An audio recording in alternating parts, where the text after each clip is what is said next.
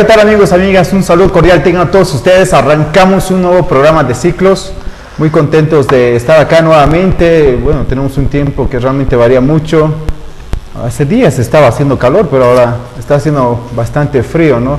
Hoy vamos a hablar de un tema muy importante acerca de esta problemática circular que emitió el Tribunal Supremo Electoral, que prácticamente ha inhabilitado a un 43% de los candidatos, y resulta muy controversial en el hecho de que se ha dicho muchas cosas, ¿no? Desde la oposición, que prácticamente el gobierno quiere desplazar a los candidatos, inclusive de su propio partido, pero yo creo que también más bien parte por un problema técnico, ¿no? Hay ciertos requisitos que no se han cumplido, pero entre lo técnico y lo político hay mucho estrecho, ¿no?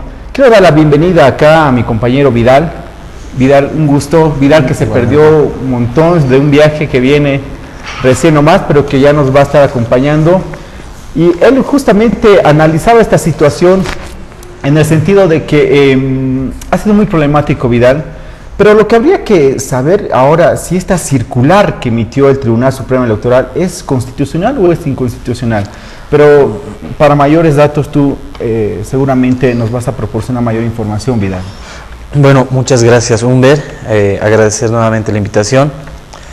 Este tema está generando mucha controversia debido a una decisión que ha tomado el Tribunal Supremo Electoral, y es básicamente la circular 071. Hablar de este tema básicamente nos puede llevar a un sinfín de explicaciones, pero quisiera yo disgregarlo en 5 aspectos que me parecen importantes. Pero antes de abordar este tema en sí, quisiera tal vez un poco tomar como referencia las elecciones que se han llevado a cabo el 12 de octubre. El 12 de octubre tenemos a legisladores como Gabriela Montaño, Nélida Cifuentes, Luis Felipe Dorado, Carmen Eva González y Tomás Monasterio, que han sido asambleístas, que han sido diputados y senadores, que han optado por la reelección. Han ido por la reelección y el voto del pueblo les ha permitido volver a ser autoridades de nuestro Estado. Llama la atención que la circular 071 impida la posibilidad de participar a exautoridades, en este caso diputados y senadores, a cargos que en los gobiernos subnacionales.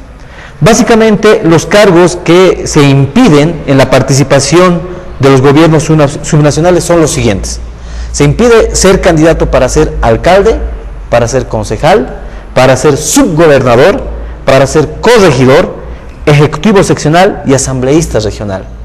Son 6 categorías de autoridades que tanto diputados y tanto senadores en este momento no pueden no tienen la posibilidad de participar como candidatos. Esto básicamente es una limitación a un derecho político que en un régimen democrático se te permite. ¿Qué quiero decir con esto? Que nosotros en Bolivia vivimos en un régimen democrático y esta circular está atentando contra ese principio democrático, con la posibilidad de ser elegido. Todo ciudadano, siguiendo la Constitución Política del Estado, tiene la posibilidad de elegir y también ser elegido. Y forma parte de un derecho político que nos asiste. Ahora, quisiera yo también decir lo siguiente. No es acá el compañero Vidal que tiene la postura de defender al caso de Rebeca Delgado, o del senador Maldonado, o del diputado Edwin Tupa. No. Acá no voy a venir a defender a ninguno de los asambleístas, exdiputados, exsenadores, pues el único que va a poder refrendar y va a poder dar su veredicto en el momento de las elecciones es el ciudadano. Lo único que yo quiero puntualizar y señalar es lo siguiente, que la decisión del Tribunal Supremo Electoral es una decisión arbitraria. Y voy a decir lo siguiente, y voy a decir por qué. Primero, esta circular llama la atención de que esta no sea una resolución de sala plena y simplemente se circunscriba a una circular. Y la pregunta que yo me hago es, ¿por qué el Tribunal Supremo Electoral no emitió una resolución? ¿Por qué solamente una circular? Es la primera interrogante que hay que respondernos. Y habría que preguntarles a los miembros del Tribunal Supremo Electoral. Segundo error que comete el Tribunal Supremo Electoral: interpreta la Constitución Política del Estado. Esta interpretación de la Constitución Política del Estado es tuición específica del Tribunal Constitucional, pero al mismo tiempo es también una tuición de la Asamblea Legislativa Plurinacional. ¿Ok? Es importante también tomar en cuenta este aspecto. No puede el Tribunal Supremo Electoral interpretar la Constitución Política del Estado porque es tuición, es atribución exclusiva del Tribunal Constitucional Plurinacional y también de la Asamblea Legislativa Plurinacional. Así lo dice nuestra Constitución Política del Estado. Un tercer elemento que es importante señalar: esta circular no tiene un carácter general, y al no tener un carácter general deja exento a los legisladores para poder postularse a los cargos de gobernadores. Esto es un tipo de arbitrariedad, es un tipo de discriminación y segregación, una discriminación latente. ¿Por qué es importante señalar y remarcar este aspecto? Por lo siguiente: no puedes emitir tú una norma en la cual sea exclusiva para unos y no sea para otros. En este caso, el diputado Juan Carlos Cejas es candidato a la gobernación de Potosí, pero él está exento, él está libre, él no, con la circular no se le afecta, pero sí afecta a otros legisladores. Este aspecto de la circular es un aspecto sumamente reprochable, porque está discriminando y tiene una intencionalidad política, y luego voy a mencionar por qué. Un cuarto elemento que me parece importante, y es el golpe a la institución como tal. Es decir, si en los años 90 teníamos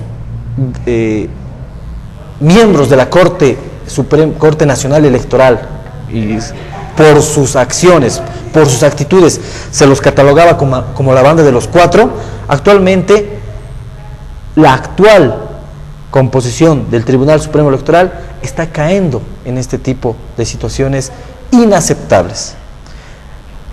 En el 12 de octubre teníamos lastimosamente que tener aseveraciones en las cuales, situaciones en las cuales el Tribunal Supremo Electoral cometió una serie de errores que creíamos que iba a poder subsanar, pero dado que las elecciones de marzo del 2015 están muy próximas, este Tribunal Supremo Electoral no está sobrellevando una serie de situaciones que en su momento han sido objeto de críticas. Entonces, ¿qué es lo que trato de decir? Que se está golpeando a la institución como tal y se está abriendo paso a la discrecionalidad. Es muy importante decir esto, ¿no? Ya, Vidal, es muy importante lo que estás remarcando, ¿no?, acerca de estos puntos. Importantes para la ciudadanía, ¿no?, en el sentido de expresar, de tener una brillante exposición para mí, ¿no?, de estos puntos muy importantes. Pero hay que recalcar otra cosa, Vidal, en el sentido, si esto responde más a un sentido técnico o a un sentido político, ¿no? Habría que analizarlo, porque muchos también no han cumplido con los requisitos que debían cumplir, o ha habido, no sé, falta de orientación, de información para que se puedan postular estos candidatos. Y otro es en el tema político, ¿no? En un tema de decir, a ver, yo creo que más constantemente el partido de gobierno se renueva, ¿no? Y ha visto que muchos ex asambleístas se han ido fijando en las regiones, postulándose, y han dicho, no, acá mejor no, esto no puede ir. ¿Por qué? Porque tenemos otra gente. Es decir, este barco del MAS, muy pocos van a entrar, ¿no es cierto? Entonces, de alguna u otra manera tendrían que influir sobre el TC para justamente prohibir que estos ex asambleístas sean candidatos. Pero es una lectura política, ¿no? Es una lectura que podría ser y no podría ser. Pero para vos, Vidal, ¿esto es un cálculo político? Ya, primero quisiera hacer una separación de temas. Una cosa es la inhabilitación y otra cosa es la circular como tal.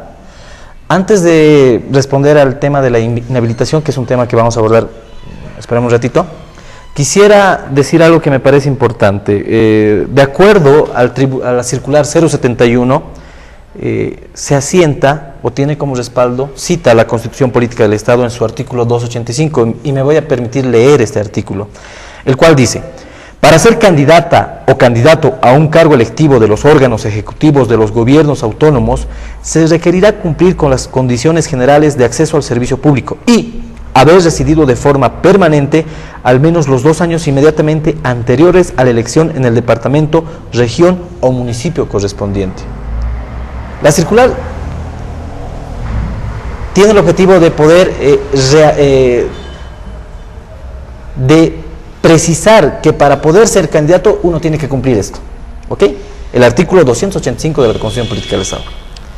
Pero si nosotros aplicáramos este artículo de la Constitución Política del Estado en lo que concierne a la circular 071 y lo contrastamos con el artículo 156 de esta misma Constitución, que a la letra dice: el mandato de las y los asambleístas, estoy hablando de los asambleístas legislativos, diputados y senadores, es de 5 años, pudiendo ser reelectas y reelectos por una sola vez de manera continua. Entonces, ¿qué es lo que estoy mostrando acá? Que la Constitución te abre la posibilidad de la reelección a las autoridades que son diputados y senadores. Pueden ser reelectos por una sola vez.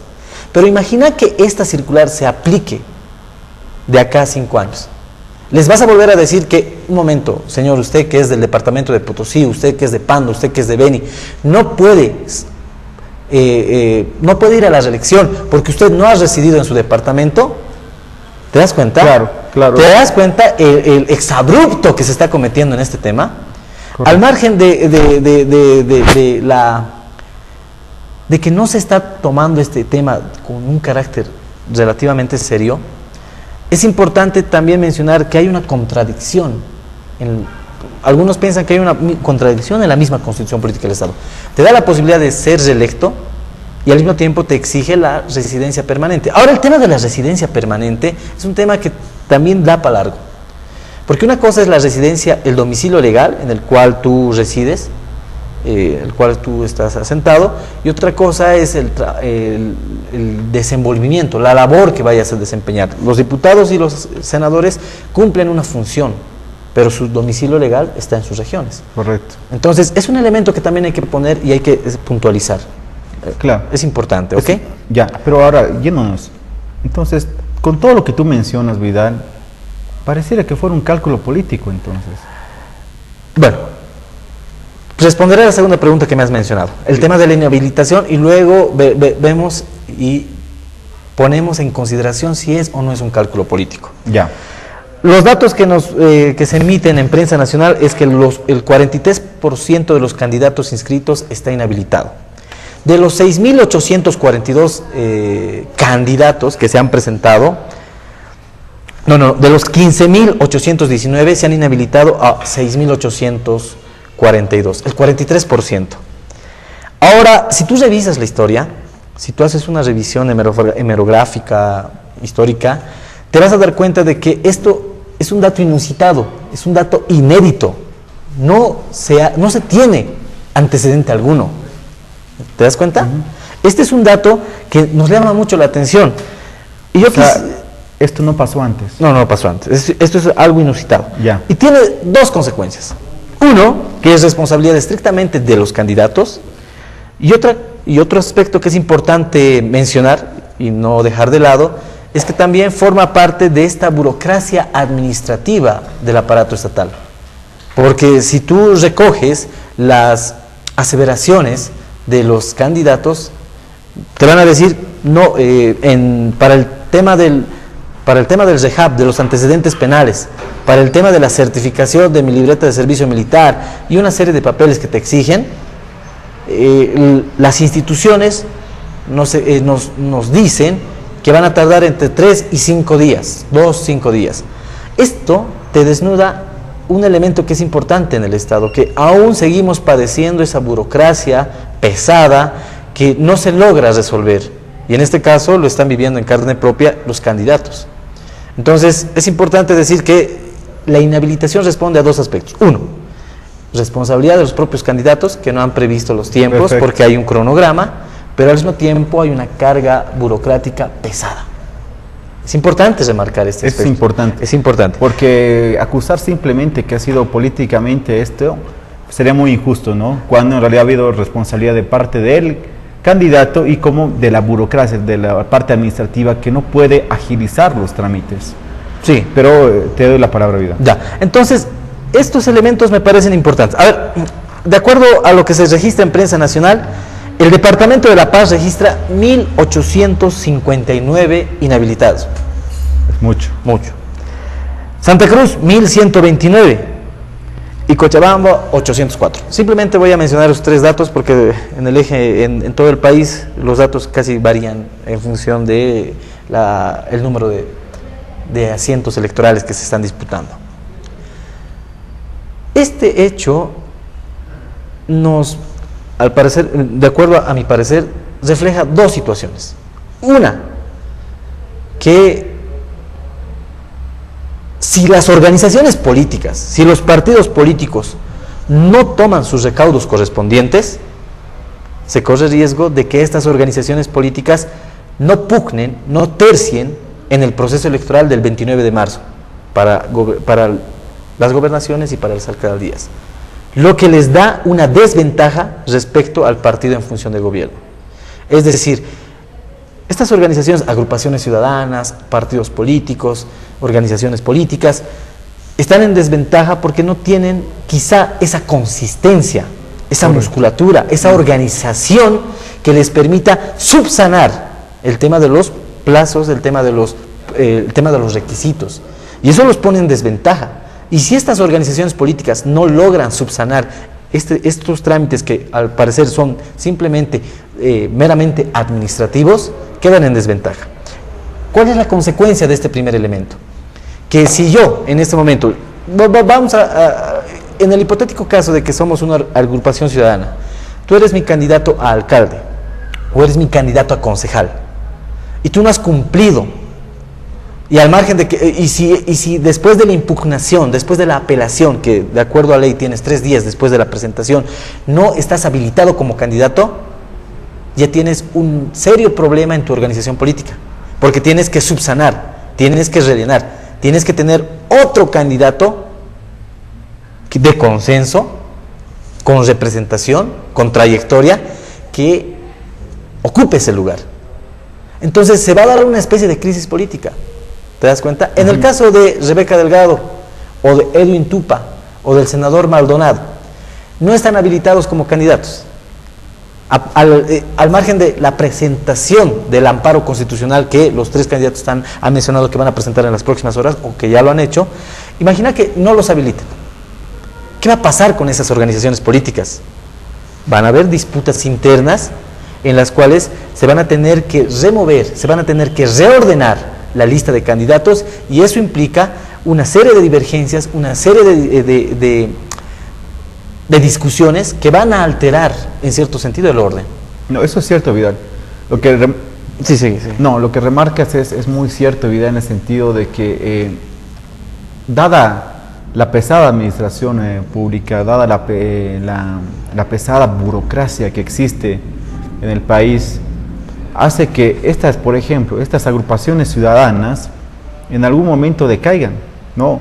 Es decir, por no tener esa consistencia, lo que tú mencionabas, y la cual rescato mucho, como el partido del MAS o de Unidad Nacional, es que tienden a desaparecer, tienden a tener problemas administrativos y no podrían consolidarse como una verdadera agrupación, inclusive para consolidarse como un partido político a la larga, ¿no? Entonces, son puntos que realmente rescato, Vidal, pero lo que también me da a entender que aquí hay dos cosas, ¿no? Que hay una parte que es netamente responsabilidad de los candidatos, otra parte que es responsabilidad del TC al no agilizar los trámites, otra parte que es también un cálculo político, ¿no? Que alguien está haciendo algo por atrás diciendo, me parece que estos candidatos no van, me parece que aquí hay una persona, ¿no? De ese gobierno, no sé desde dónde sea, Vidal, no quiero tampoco mencionar nombres, que dice, no, que está a dedo, que está mirando desde el galpón, desde arriba, y está diciendo, este sí, este no, este sí, este no, me parece, ¿no?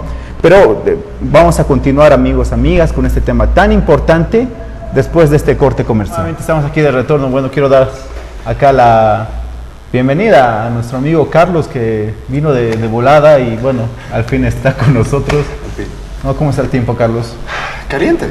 ¿Está caliente? Caliente. No, es porque has trotado mucho, ¿no? Seguramente. Carlos viene trotando desde... ¿Desde dónde vienes trotando, Carlos?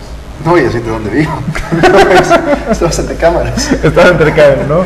Pero cuéntanos un poco de ti. ¿Ah? ¿Algún mensaje quieres mandar a la novia? Quizás quieras mandar un mensaje. No vuelvas a mencionar eso. La novia debe estar poniéndose de rojo. Más agradable. ¿Ya? Pero... No, acá, ¿no? Vine corriendo para ver qué podemos reflexionar respecto al tema del cierre legislativo, ¿no? Creo que todos estamos un poquito... Sí, pero antes estamos hablando de lo que nos espera en marzo. Claro, pero eso es un tema que va a verse un poco después, perdón. Quisiera... Sí, ya bien. Vamos a hablar de otra cosa.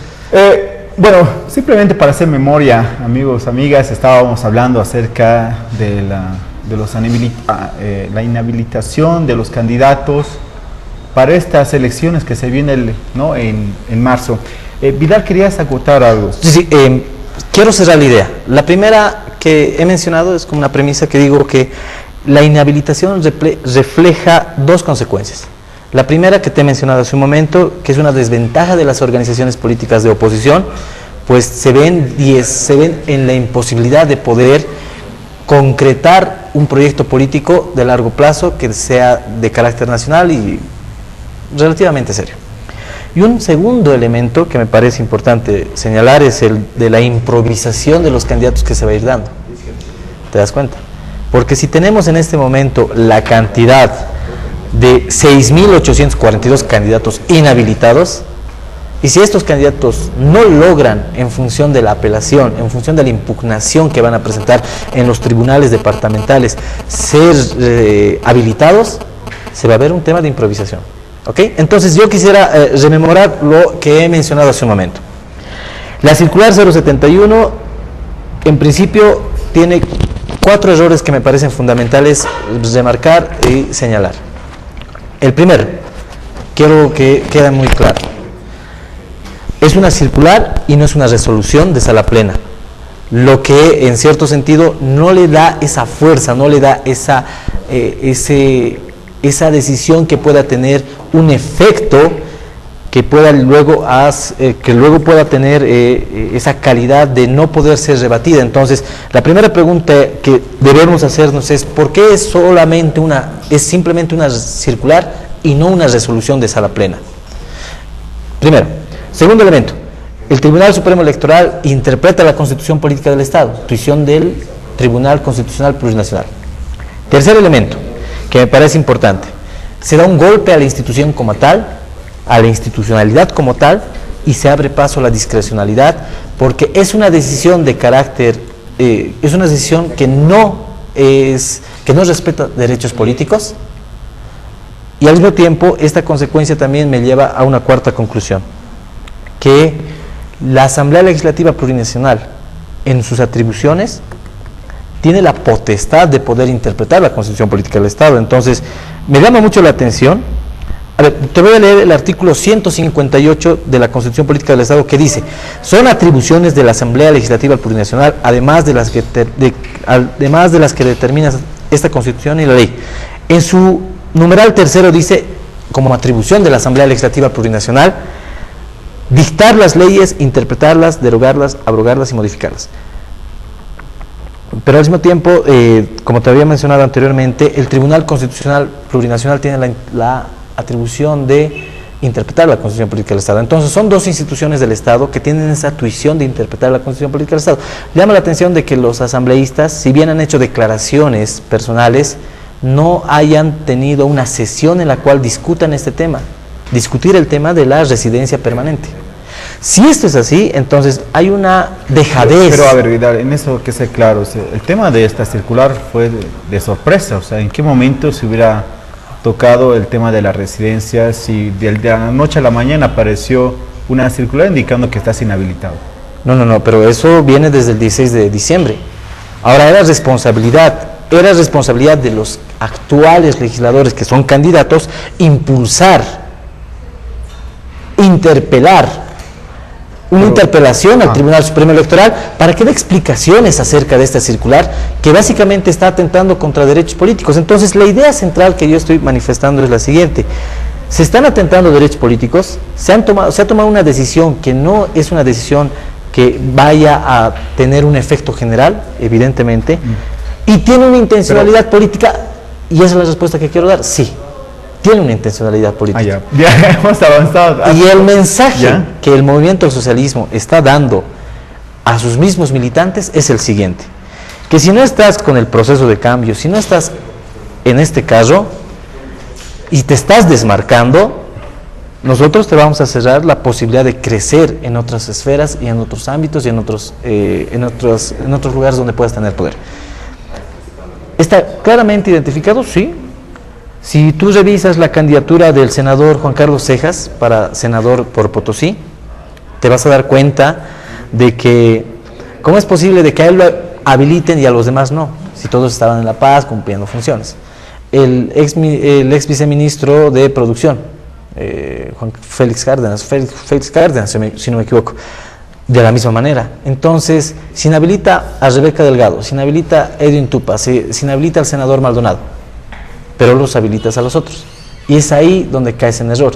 Ahora, lo que yo quiero nuevamente reiterar es lo siguiente: si aplicas esta circular 071 en las elecciones del 2019, cuando nuevamente vayamos a elegir a diputados y senadores, nuevamente va a haber una controversia. Ahora, ¿cómo solucionas esta controversia? Y la respuesta, no quería decirla, pero la respuesta es básicamente modificar los artículos en los cuales te exigen residir de manera permanente en tu lugar de origen. ¿Qué quiero decir esto? Hay que abrir la Constitución Política del Estado si queremos evitar este tipo de inconvenientes. Pues los amparos, las acciones legales, el amparo constitucional que están los diputados afectados están presentando, van a tener respuesta de aquí a 6 meses. Hombre, de acá a 4 meses son las elecciones. No te va a servir de mucho tener una resolución que te diga, sí, señor, usted tenía razón. Entonces, para evitar ese problema en el 2019, hay que abrir la Constitución Política del Estado y hay que modificar ese artículo. Y eso es otra forma de decirle a la ciudadanía que, carambas, estamos mal en el tema de la justicia y también estamos mal en temáticas que atingen al tema electoral. A mí personalmente te digo una cosa, que otra salida sería mandar a revisión constitucional. ¿Cómo? A revisión constitucional. Estos 2 artículos polémicos que están en contradicción. Pero va a tardar 6 meses. Y las elecciones son en 3. Claro, pero yo te digo como tarea pendiente. Porque para que no ocurra esto en las elecciones generales de aquí a 5 años. He leído la Constitución. Hay una contradicción. Hay una contradicción que se tiene que subsanar entre el artículo 149, si no me equivoco, lo leí hace un momento, y el artículo 285. Entonces, el Tribunal Constitucional, no quisiera pasar a otro tema, pero en ese momento el Tribunal Constitucional tiene una serie de falencias, y eso debido al juicio a los tribunos, a los 3 magistrados del Tribunal Constitucional Plurinacional, del magistrado Cusi, de la magistrada Chaney y de la otra magistrada Zoraida, no recuerdo el nombre. Pero en este momento, Vidal, si tú te atreves a emitir a pedirle al Tribunal Constitucional que emita su criterio, habría que esperar si es parcial o es parcial. Es que yo entiendo, son procesos, Vidal, pero estamos hablando de que ya para la próxima legislación, ¿no? Tanto ya para el nuevo trabajo que van a tener los órganos del poder, sería bueno que vean estas cosas pendientes, ¿no? Entonces, tanto para la Asamblea Legislativa como para el órgano judicial, ¿no? Para que esta circular no tenga tanto poder de impedir que sea Tenía que ser resolución de sala plena y es solamente circular, es otro elemento que llama la atención. Claro, eso no puede ocurrir. Pero yo me quedo con una frase, Carlos, y Vidal decía algo muy interesante de que realmente es un mensaje, ¿no? Un mensaje de decirte, mira, si tú no eres del MAS, te vamos a pasar esto, no vas a ser candidato, te voy a inhabilitar, ¿no? O sea, ese cálculo político, ese trasfondo político. ¿Cuál es tu opinión, Carlos, respecto a esto de que muchos ya no pueden entrar al barco, ¿no? Es decir, de decir que o es el MAS o pareciera que ya no hay nada, porque hay agrupaciones ciudadanas que quieren surgir, que quieren consolidarse como partido político, que quieren estar ahí, ¿no? Instituirse realmente como una fuerza política, pero resulta que el trámite les hace arduo, ¿no? La administración pública es pesado y les pone así trabas y no pueden consolidarse. ¿Cuál es la visión que vos tienes en este tema, Carlos? Bueno, no te equivocas en algo, el MAS es el único juego en la ciudad. En el país. Sí, o sea, es una forma de expresarlo, ¿no? Es todo lo que se tiene. Pero, o sea, creo que lo que está sucediendo ahora llama la atención porque tenemos una situación en la que todos los jefes provinciales o todos los jefes subnacionales, o sea, aunque sean del MAS, si es que no tienen una relación directa con la, por así decirlo, élite nuclear del partido, no tienen posibilidades de ser candidatos, así tengan el respaldo de una gran parte de las bases, tal como podemos ver en los casos de Caranavi y otras ciudades. ¿Por qué se da este fenómeno? Porque solo hay espacio para un gran jefe y no existe espacio para pequeños jefes subnacionales en un país donde más bien la política siempre ha tendido a crear caudillismos a todo nivel, es decir, a nivel municipal, a nivel departamental. Simplemente el único caudillo que ya queda a nivel nacional es básicamente Rubén Costas, ¿no? En Santa Cruz.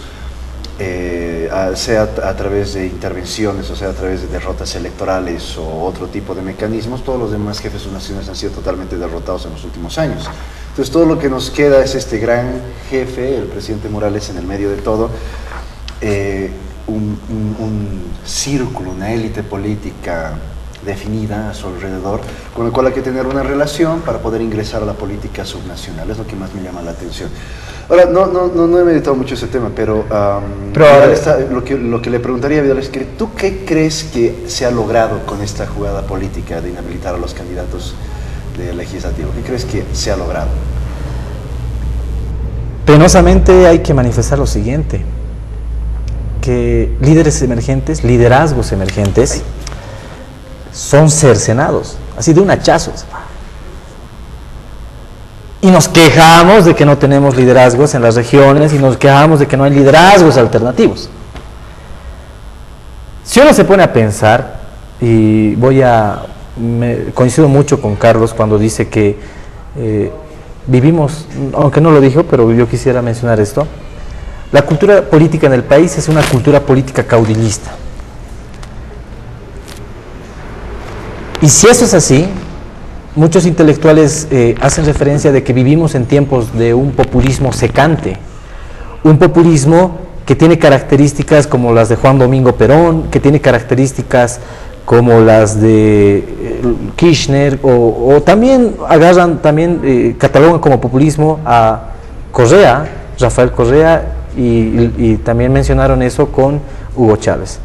Ahora, quizás sañudamente se puede decir que el populismo es algo malo, es algo que es un régimen que hace que se enerven ciertos antagonismos y que se tenga como política casi habitual la descalificación del otro.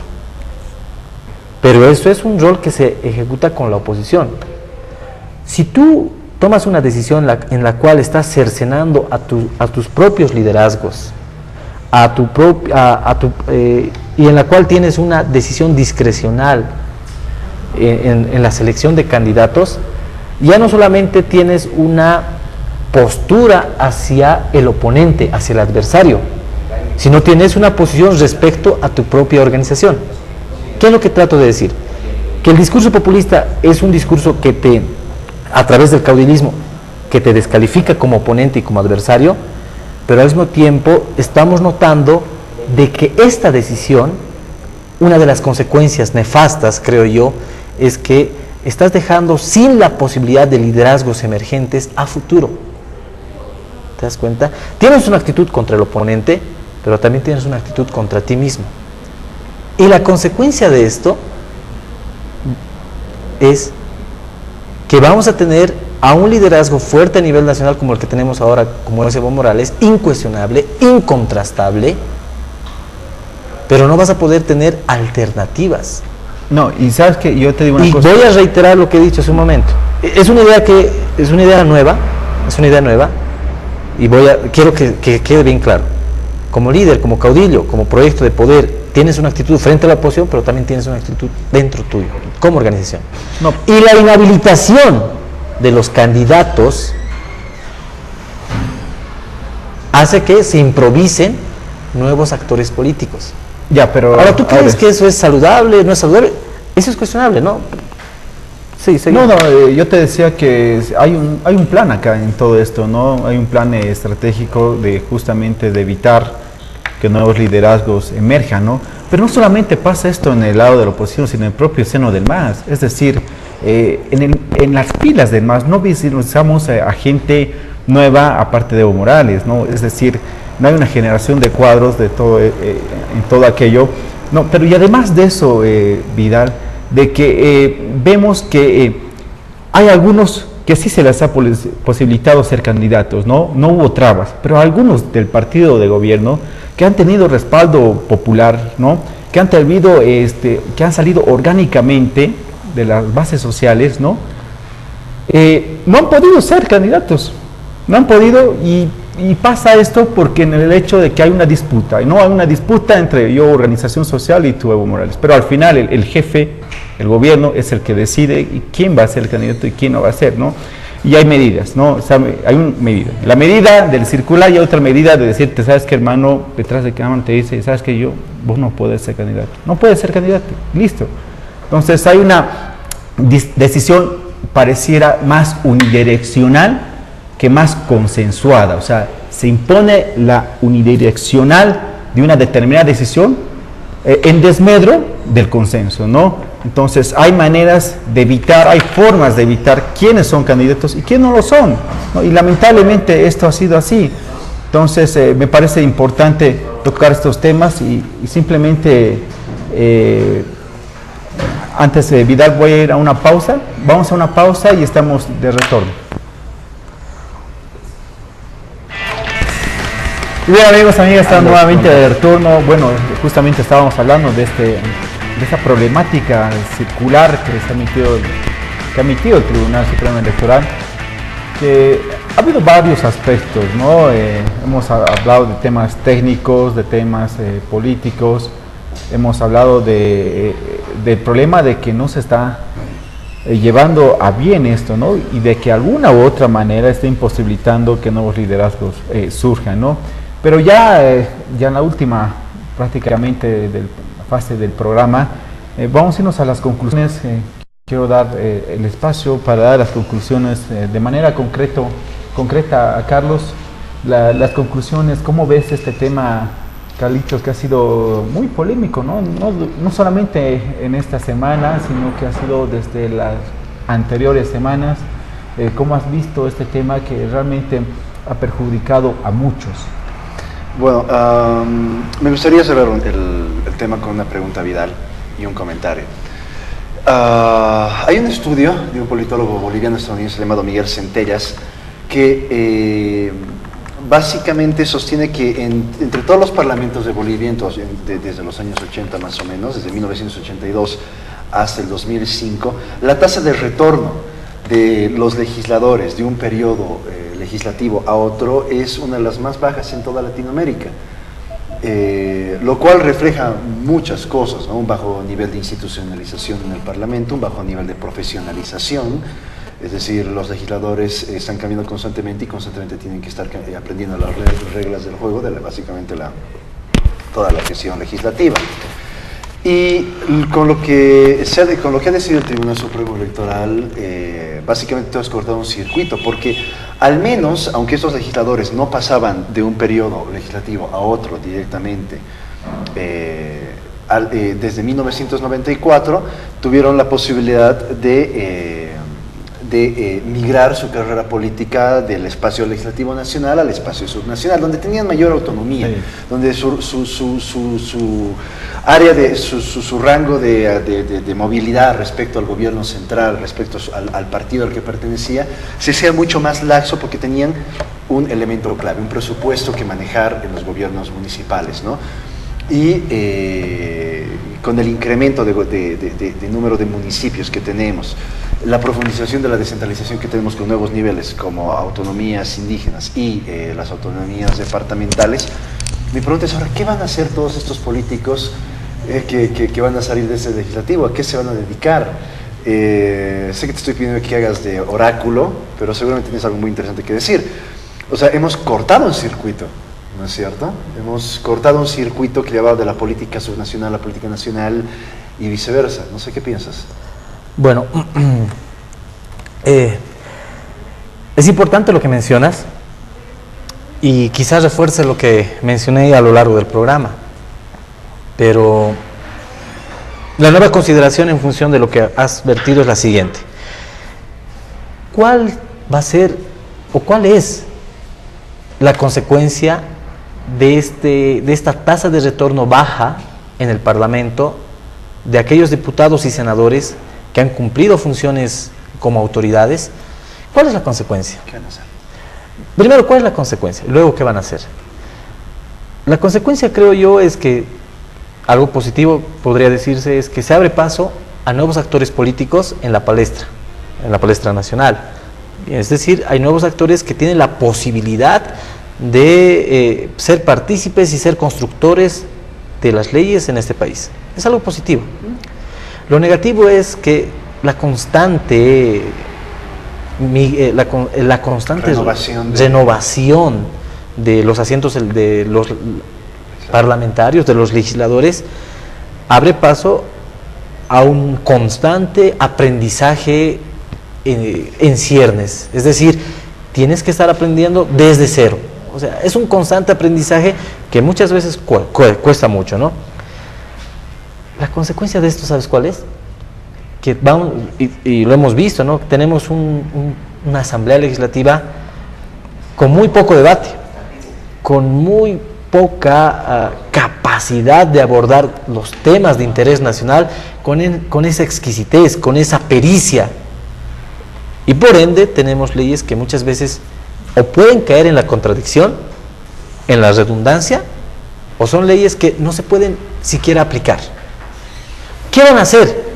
Si antes, o si el lugar natural en el cual estos actores políticos era ya no tener la posibilidad de hacer la política nacional, sino pasar a la política subnacional, porque hay ciertas restricciones que se le están dando con esta circular, va a pasar lo siguiente: van a haber nuevos Félix Patsis, nuevas Rebecas Delgado, van a haber actores como Román Loaiza, actores como el senador Lino Vilca, el ex ministro Sergio Almaraz.